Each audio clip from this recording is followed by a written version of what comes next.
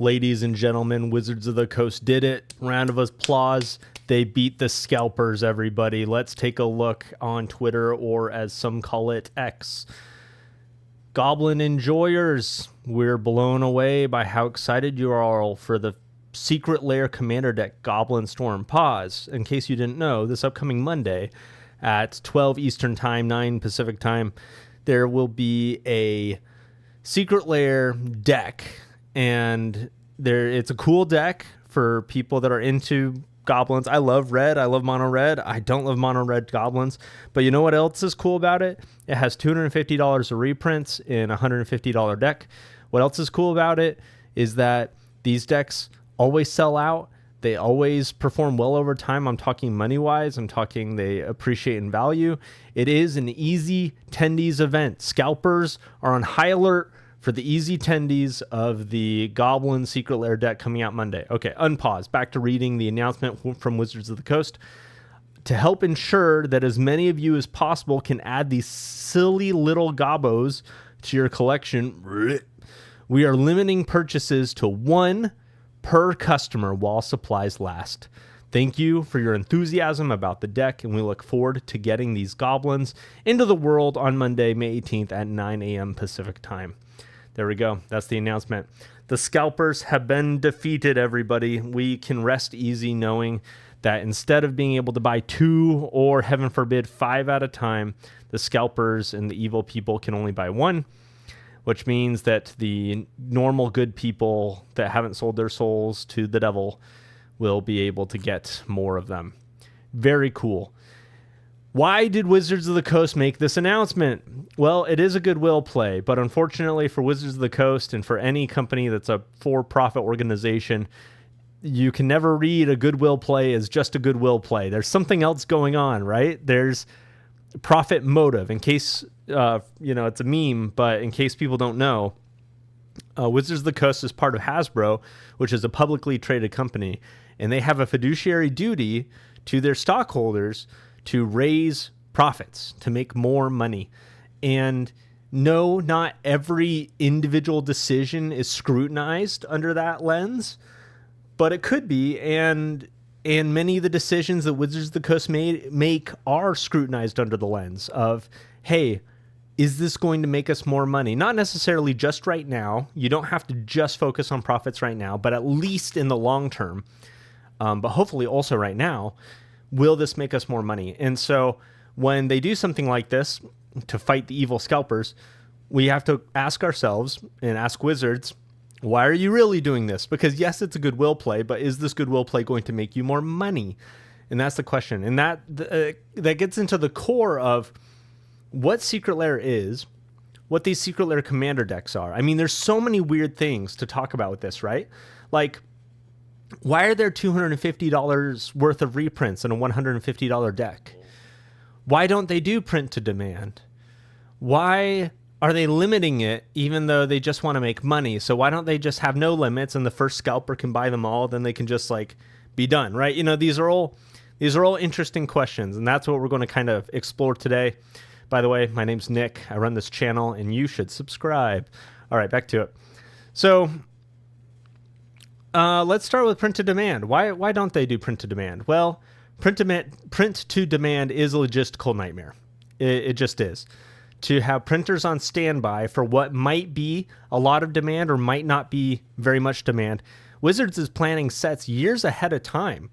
And presumably they're scheduling printers years ahead of time. And so to say we're going to save a printer, we're not sure how much it's going to need, or to be okay, 6 months from now, if the Secret Lair sells out and sells a ton, we're going to need printers 6 months from now. I mean, it's just a nightmare. So it's no surprise that they're not doing print to demand. But are there any benefits to not doing print to demand? Of course there are. There's incredible benefits beyond what I just talked about, which is the benefit of limiting the product, which is hype. And that's what we're going to get into. We're going to get into this currency of hype. Hype is valuable. Hype is what bands use to grow in fame. Hype is what, I said bands, but brands also use to grow in fame. You want to hype up your product. And I guess I'm not going to have the best definition for hype except for excitement and a feeling in people that they really want to consume, to buy, to purchase something, right?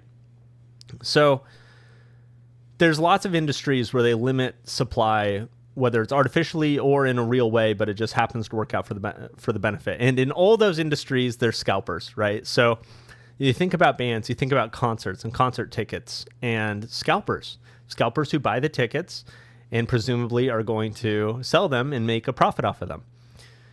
Why are the tickets scarce? Well, there's a limited capacity inside of any kind of auditorium, so there is going to be a limited number of tickets.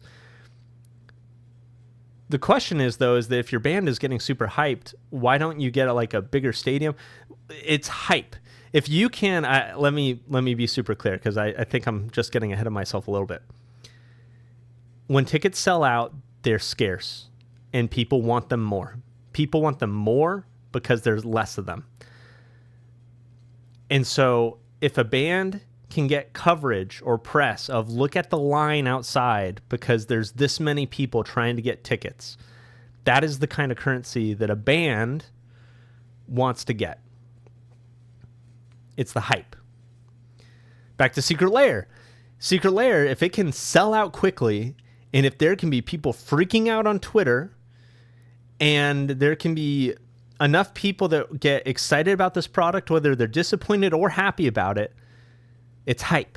It is excitement. And for the next Secret Lair that comes out, there's going to continue to be more excitement and more hype and people being interested in this product. Because let me dive into, this is the dream situation for Wizards of the Coast when it comes to Secret Lair. The dream situation is that they sell, if there's 1,000 people logged in to secretlair.com, whatever, ready to check out, right when it hits 9 Pacific Standard Time, they want to have 999 products. And they want to sell through all 999 to those people in line. It should sell out in 5 minutes because there's 1,000 people waiting in line. They all check out and there's 999. And then one person isn't able to get the product who really, really wanted it. And hopefully, for Wizards of the Coast's sake, that one person is very loud on the internet. And so that one person's really loud. Oh, I cannot believe the website's ruined. I got beat by all these bots and scalpers, and I am so upset. And then the 999 people are very happy to exchange their money in return for the product, and they enjoy it and open it or scalp it or whatever. And there's the one person who's upset. That is the dream situation for Wizards of the Coast, because what does that do? It helps build the hype. And then what happens for the next time? Well, the next time there's 2,000 people in line. And the next time, if Wizards is really, really good at it, this time they have 1,999 available right when the line starts. And almost everybody gets one. It sells out super quick, which draws attention, which draws hype, makes people feel like it's desirable, that it's scarce, that it's rare. And then the one person who doesn't get it, hopefully they're very loud on the internet too. So you get it. You get the point. That is the dream situation. You're able to have a product that is desirable, that feels scarce, that feels rare, that will draw in more people so that you can just continue to kind of grow this pie. Because let's think about what happens when you have 999 products and there's only 100 people that are interested. Those 100 people buy. Some people might come in throughout the day, and the product's sitting there for days, for weeks, for months. And what does that show? It shows that the product is not rare. It's not desirable. What's interesting is it was desirable, right? There was 100 people that really wanted it. But because it's sitting there on the website, people see that and they say, oh, it's not desirable. People don't want this. Why would I want this? People don't want this. This is just a reality, by the way. I mean, you could be doubting me. You already turned off the video. That's great. But people want the thing that's hyped, and the thing that feels scarce. You see, nobody cared about Modern Horizons 3 until it was out from distribution 3 days ago or whatever, right? Now suddenly people are like, oh, Modern Horizons 3, I want it. I want to buy it. I want to collect it, whatever. just the second that something feels rare, everybody wants it. Suddenly everybody needs it. It's incredible. And you see it nowhere clearer than in Magic the Gathering, and nowhere clearer than Secret Lair. If there's a Secret Lair that does not have the like limited stock, like going out of stock or out of sale, it is this dead thing that's kind of parasitic. Nobody wants it. Nobody will touch it. While on the other hand, the Secret Lairs that do sell out go for exorbitant prices almost immediately on the internet. It's fascinating. And there's a little bit of a chicken and the egg thing too, right? You can say like, well, the ones that sell out are the ones with good cards. And of course they sell for good prices on the secondary market because they have good cards. It's like, yeah, well, sometimes they don't. Sometimes they don't. I mean, have you seen these, what are they called? Chaos Vaults? Secret Lairs? Like, they don't have great cards in them. And they still sell out. I'm not sure about the Chaos Vaults. I swear the print run must be small because they sell out even though they have some of the dinkiest cards. It's very interesting. Very interesting. So yeah, when the hype dies, Secret Lair dies. The profits die. Wizards is in trouble. And so the goal for Secret Lair, the entire purpose is to keep the hype alive. And how do you do that? You limit the print run. You hope it sells out fast. And so going back to this announcement, so why would they do this? Why would they announce that they're going to limit one per person if they're just trying to hype it up? If they just want to sell 1,000 to one person and just call it a day, be done. Obviously, they're selling more than 1,000. I'm using these numbers to make it like easy to understand, but right. So why are they limiting it one per person? I think it's a gamble that they're leaning into. I think this helps the hype, right? They're basically saying with this announcement, I can pull up Twitter again. With this announcement, they're basically saying, hi, everyone. We know you want this very, very, very bad. Because you want this so bad and it's going to be so hard to get, we're going to help you. You're welcome. Good luck getting it. That's basically what's happening, right? And it's the hype. They're leaning into it. They're saying, we know you want this. And because we know you want this, we feel empowered to make it easier to get for, the average person. And we still are confident it's going to sell out. And when it still sells out quickly, it's going to be like, whoa, that's crazy. It is crazy that it sold out so fast. And it will just continue to build the hype.